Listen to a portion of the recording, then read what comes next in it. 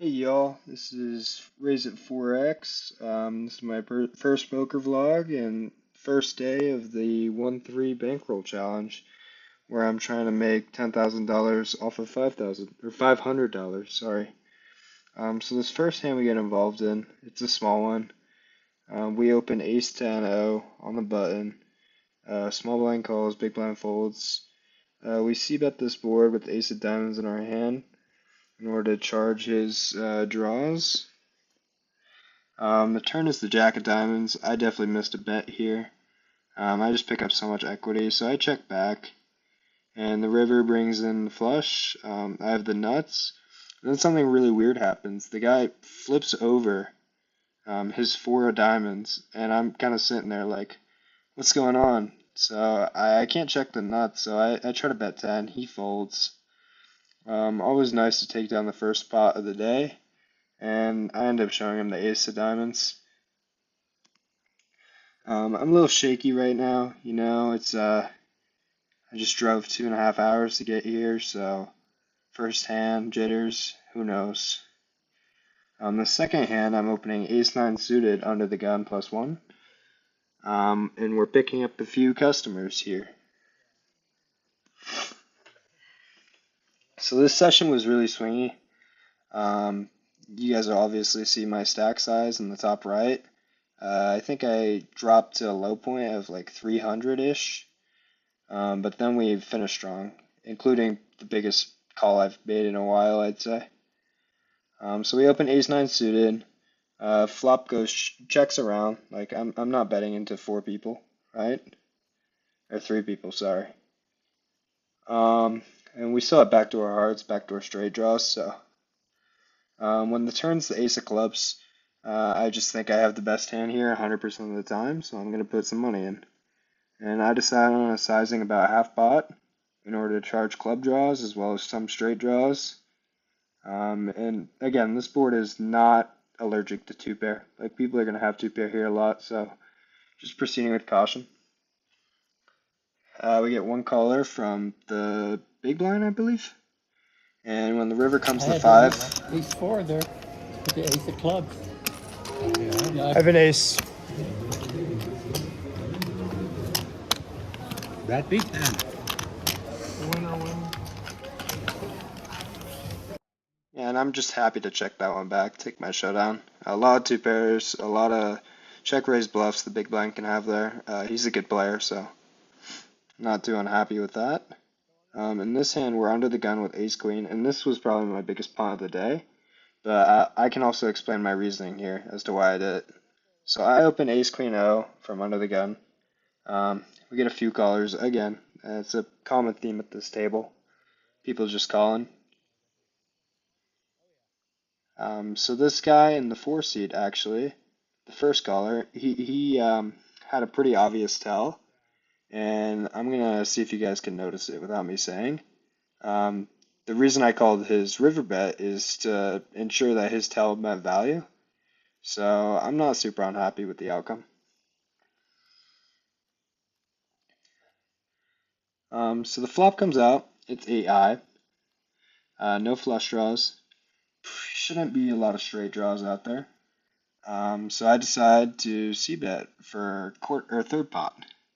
I think this is a fine hand to do, or a fine play to do with the specific hand I have, 2 overs. And we're going to learn a lot about his hand based on his actions. So he quickly calls. Again, not uncommon with this guy. When the turn's another 8, I decide to slow down and check. I think he has a lot of 8x in range. And also I want you guys to watch how he bets.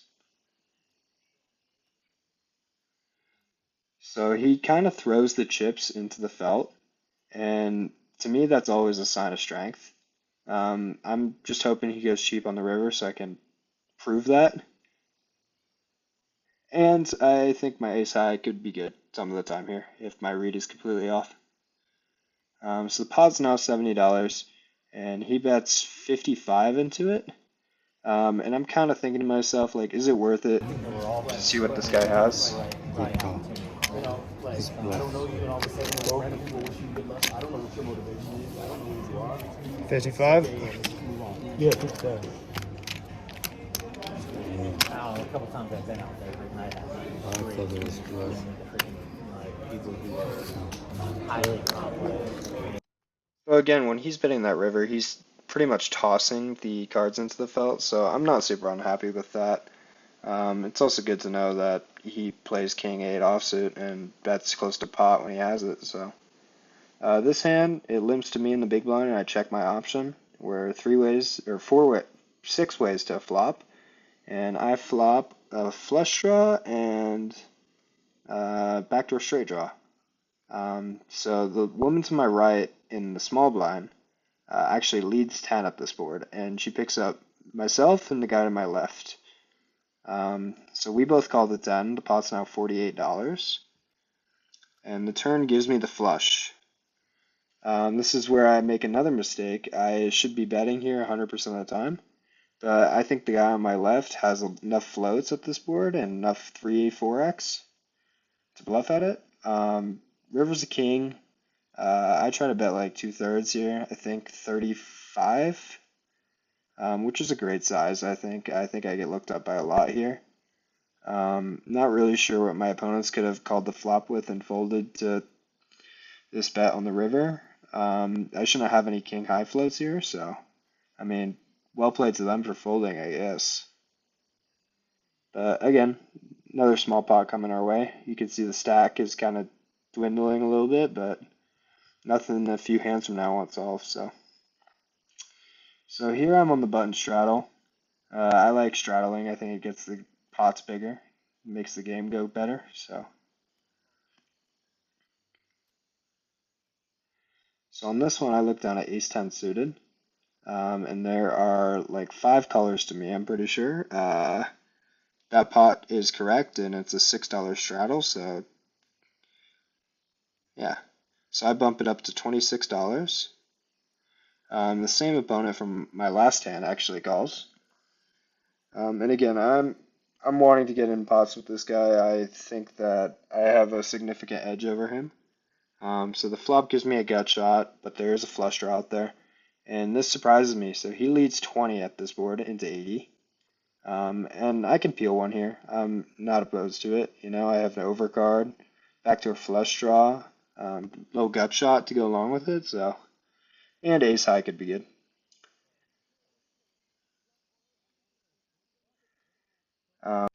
Yeah, so when the turn is the 5 of clubs, and he does the same exact thing, but watch how he bets.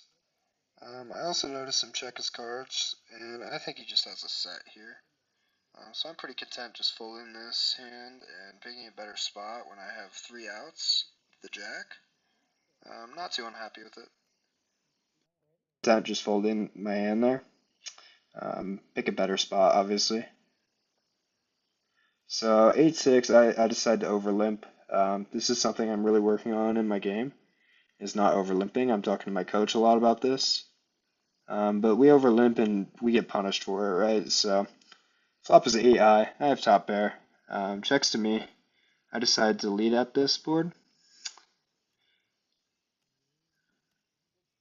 I go $6 into about 6, I think. I don't know why pot's wrong.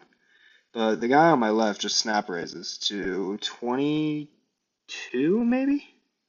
No, 27. You can see I'm trying to communicate with the dealer, but he's having none of it, so I have to kind of eyeball it. I'm pretty sure it was 27. Really weird size. This guy was nice guy, but he was whistling the whole time and kind of just talking the whole time, and I don't know. So we have backdoor flush draws here. We have straight draws, especially when the 7 of diamond comes on the turn. I pick up a gutter to go along with my top pair, and he down bets this time to $18. Nothing to do here but call, in my opinion. Just try to realize our equity against a better 8, or even an overpair at some frequency, I'd say. River's a jack of hearts. We completely brick. I'm fine just giving this up. If he breathes on the spot, I'll fold. So I sort of tank check to him, thinking I might want to bluff at this, but I decide against it. He snap checks back, and he obviously doesn't want to show, so I show, and he has ace-8 of hearts. Not really a slow roll, just kind of like he's the aggressor, he should show, right? So I can just muck, but whatever. This is the doozy of the session. This is one of the biggest calls I've ever made in my life. So we pick up Jack under the gun +1. Under the gun limps in front of me, so I bump it up to $12. And I pick up a lot of customers here. But again, you can see the stack is dwindling, right? I'm not playing well, I'm unfocused, but that's all about to change. So we pick up 4 callers. Under the gun +1, kind of middle position. Flop is queen high, 2 spades, 6-7. Pretty connected board. I'd say if I had queens here, I would bet the same size. If I had kings and aces, I'd also bet the same size. So I'm fine with this 25 lead. Folds to the button, who's actually a local pro. And we were kind of talking a lot about coaching and just stuff like that. You know, he's a really, really good player. So again, that's just why this hand goes the direction it does, I'd say. So he actually misclicks here, is what he was telling me afterwards. So he decides to raise, which I think is fine, which I had him heavily weighted towards draws, especially spades and 8-9. I don't think a queen would play like this because I'm pretty uncapped at this point, and he does have sets here. He has 6s and 7s. He doesn't have queens, so we're definitely proceeding cautiously and using our intuition. So it takes me a second to actually, I thought he actually raised bigger than 60, but that's just what I think. So when the turn's another 7, I think this is a really good card for me, because he doesn't have pocket 7s now, or he shouldn't at least. So the only really value I'm losing to right now is pocket 6s. He still has hands like 8-9 suited, ace-x of spades. So when he bets 140 into 170, I decided to make the call. Again, he's not playing a queen like this. Another value hand that I was worried about in the moment was aces. And when the river's the 5 of clubs, obviously it brings in 8-9, but spades bricks. And he puts me all in. I have about $130-ish behind, and the pot at this point is 130 to win close to 8-9 700. out there. It's gross.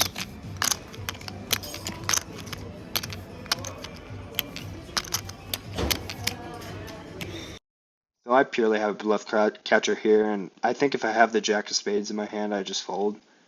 Probably turn actually, but Wow. You got 8-9? Ace-3. Check. What'd you have? Jacks. Jack? I had 3 sevens. Oh my god. Thought you had 8-9 of spades. Good call. I was insanely stoked on that one. I'll get more into that later, but this is another doozy. Holy crap. These 2 hands just made my session.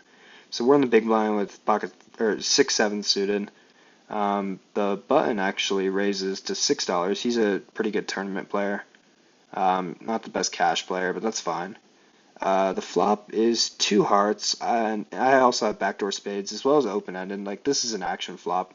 Guy on my left just overbets to $55 or $59.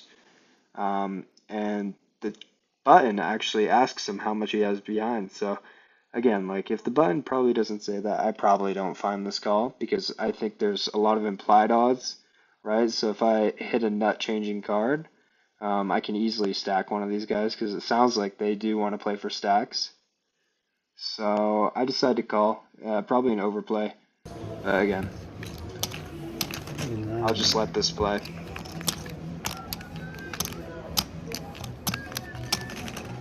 Check. Ooh. Call.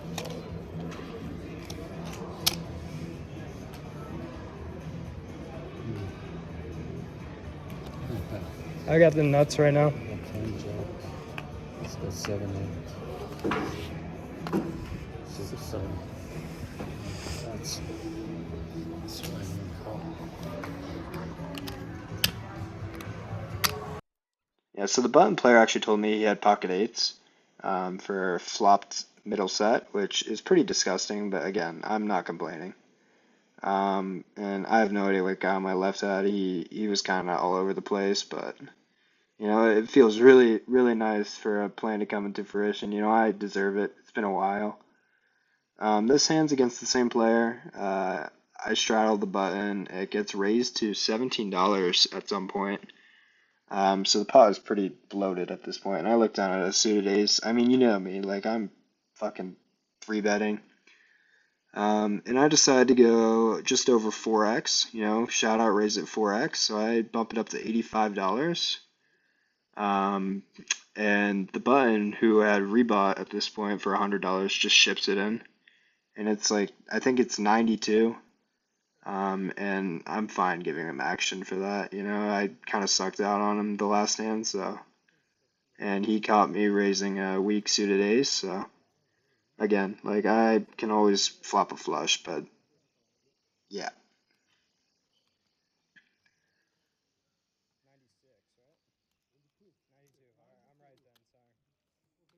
And we brick everything, and we double them up with pocket queens, so. Not the biggest pot in the world, not a huge loss to the stack. And the guy was really nice. I was chatting with him for a while, so. You know, he caught me with an ace, a suited ace 3-bet bluff, and nothing to do. But here's a look at the stack. It's about 1100 right now. And you can even hear the guy to my left whistling. So this is the last big hand of the session. I pick up pocket kings in the low jack. I bump it up to $10. Our menace calls. And I believe we get one more customer in the small blind. So we've been leaking a little bit, you know, just playing stupid. But, I mean, kings are a welcome sight, right? So, when the flop's jack high with a flush draw, I also make a mistake here. I should be betting bigger here. But I decided on a sizing of $12, which is a little bit under, or a little bit over a third pot sizing. Again, mistake. I think my reasoning in the moment was that I had the king of diamonds and I wasn't really worried about flushes. But I should definitely be raising bigger here. We get two callers. Both players call, so button and small blind both call. So the pot is now $69, which is one of my favorite numbers, and the three of hearts comes on the turn. So the board is two-tone now, and the pot's around $70, so you know, I kind of realized my mistake on the flop, and I decided to size up a little bit here. You know, charge those flush draws, charge straight draws, like queen 10. Even hands like queen jack will still call this bet. King jack, ace jack will also call this bet with a heart or a diamond in their hand. So, really happy with this sizing. I believe it was $45 into 70, which is just a really good size to get paid in my opinion. So, the button decides to call. Again, this guy doesn't believe me at all. I also have a tell on him. And the small blind folds. Just making sure we have kings and not king 4, because that'd be bad. When the river's a 9, I'm pretty concerned about this. I think he has a lot of 9x in his range that gets here at 8-9, 9-10, jack 9. So I decided to block for $25. And I think this bet serves multiple purposes, right? It squeaks me out a little bit of extra value. And as well as it kind of just, if I don't get raised, you know I'm good. So that's why I flip my cards so fast, because I'm just good 100% of the time when he calls, so. I forgot to record this while I was there, but I was into the game at 4 p.m. for $500 and out at 7:10 p.m. for $1,096. So this challenge is off to a great start, and I mean, $500 in 3 hours of play is pretty good. I know I ran pretty hot there, but yeah, I'm excited for the rest of this challenge, and please subscribe so you don't miss it. I'll catch you guys next time. RaisingFour-X, baby.